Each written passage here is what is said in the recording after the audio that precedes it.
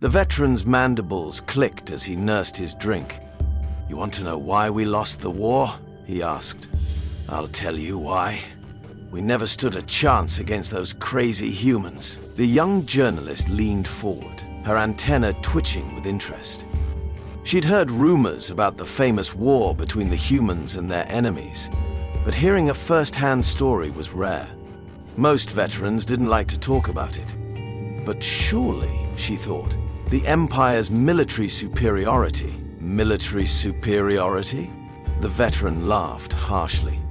"Let me explain something about humans. You think you know about fighting. You think you understand combat. You don't. You have no idea." He took another long drink, his eyes shining in the dim light of the space station bar. "Here's what you need to know about humans. They turned fighting into an art long before they even left their planet. While we were making better plasma guns and shields, do you know what they were doing? They were finding new ways to kill each other with metal and explosives. But that's so old-fashioned," the journalist said. "Old-fashioned?" The veteran slammed his drink down.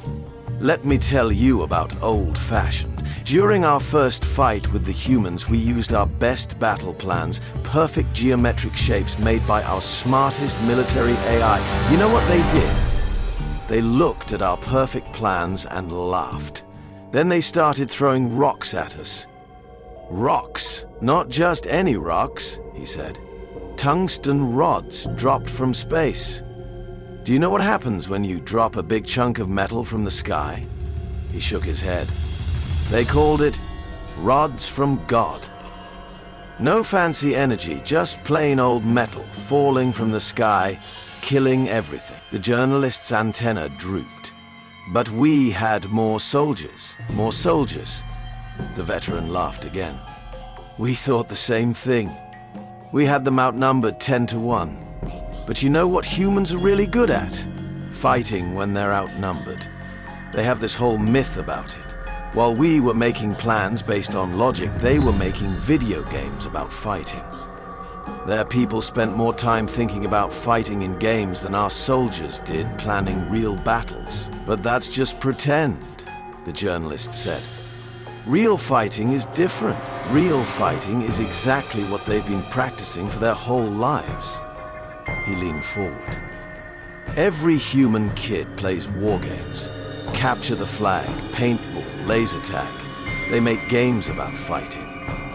And that's not even the scariest part." He stared at her. "The scary part is how creative they are. We thought we knew fighting. We had it all figured out with perfect formations, great weapons, and smart plans. But humans? They look at a battlefield and think about all the things they can do." The journalist looked nervous. "What do you mean?" "Let me tell you a story. During the Battle of Emus and Tori, we had them trapped. We had more soldiers, better weapons, and better plans. But you know what they did? They blew up their own ships to make an EMP, shutting down everything, including our ships. Then, while both sides were stuck in space, they used rockets to board our ships." He shuddered. "Do you know what it's like to be on the best ship, with the best technology, and watch humans break into it using just hot metal? Not lasers, not energy beams, just really hot metal. And they were singing while they did it." "Singing?" The journalist blinked in confusion. "Singing?" "Yeah, they sang about their soldiers dying, about parachutes failing. They sing about horrible things to boost their soldiers' spirits." "What kind of species does that?" The journalist's antenna twitched nervously. "But they don't have good technology, right?" "That's the mistake we made," the veteran said. "We thought their old technology was a weakness. But humans don't see technology the way we do. They use whatever works. They'll use plasma rifles with regular guns, quantum computers with simple tools. Whatever gets the job done." He waved his hand. "You know what shows this best? Their language. They say, 'There's more than one way to skin a cat.' The first time I heard that, I had to ask what it meant. It's about solving problems. Think about it. An entire species has a saying about how to take the skin off an animal. That's the kind of species we were dealing with. But we had better ships, better weapons, the journalist said, holding on to hope. Better ships? The veteran snorted. Let me tell you about human ships. While we built beautiful ships with perfect designs and perfect energy flow, humans just slapped engines onto big pieces of metal. Their ships were ugly, but tough. They built them to take hits and keep fighting. He paused. And their weapons. Sure, we had better energy weapons, but you know what humans brought to the fight? Everything. Guns, rockets, explosives, even biological weapons. If it could hurt someone, they'd use it. And they didn't just want to beat us. They wanted to break our will to fight. He leaned closer. They studied our culture. They learned about us. They used our own weaknesses against us. They spread rumors, lies. They made us scared. By the end of the war, some of our soldiers surrendered because they heard humans could smell fear. The journalist's antenna twitched.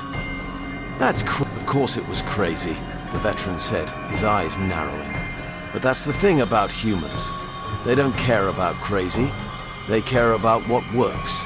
And if something works, they'll use it, no matter how strange it seems. He drained his glass.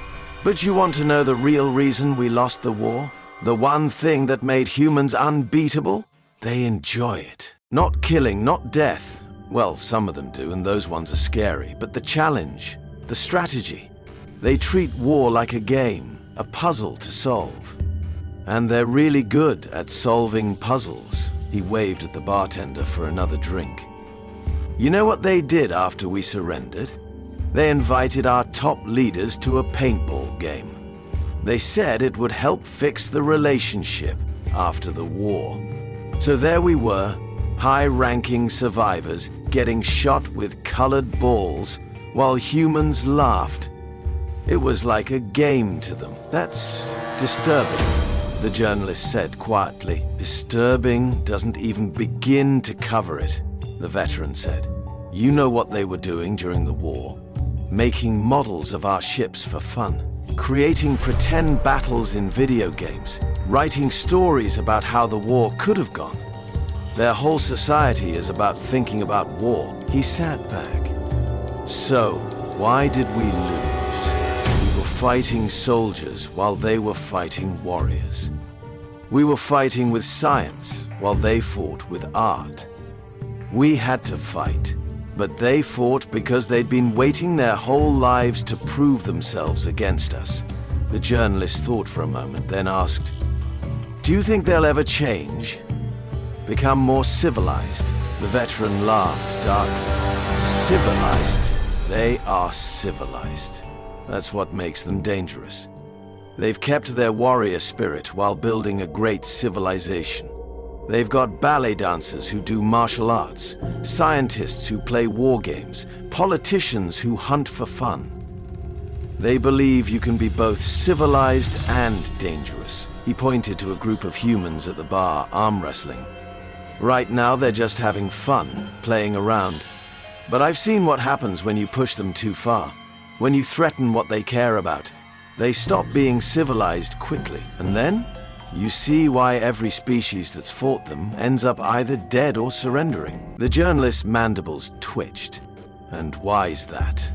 Because humans don't just study war, they live it. They turn it into art, conflict into dance, battle into symphony. They are the gods of war. The rest of us, we're just fumbling with math while they're making grand operas of destruction. The veteran finished his drink and stood up. So next time someone tells you humans are primitive, remember this. They may seem old-fashioned with their guns and armies, but they know how to use them better than anyone. He turned to leave, then paused. Oh, and one more thing. If you ever find yourself fighting a human, surrender immediately. Because if you don't, they'll take whatever you're fighting with, figure it out, and use it against you. and they'll probably be humming a happy tune while they do it. With that, he left, leaving the journalist to think about what he had said. The humans at the end of the bar started singing again, this time about a grand old Duke of York who had 10,000 men. The journalist didn't want to know the rest of the song. Some things were better left alone. Just as she was about to leave, one of the humans from the singing group came up to the bar beside her. He was wearing a uniform full of colorful medals. "Couldn't help but overhear," he said, ordering a whiskey. "Your friend there got some things right, but he missed the best parts. Her curiosity got the better of her." "Best parts?" The human smiled, showing his teeth. "See? Your veteran friend only saw us during war. That's like seeing the end of a show without the beginning." He sat down on a bar stool. "Did you fight in the war?" the journalist asked.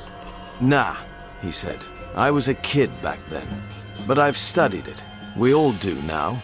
It's part of how not to start a war." He pointed to the stars outside. "You know what most species see? Territory, resources, positions. But humans? We see every battle story ever written, every space fight we imagined. And you want to know the real kicker? What? We don't actually want to fight.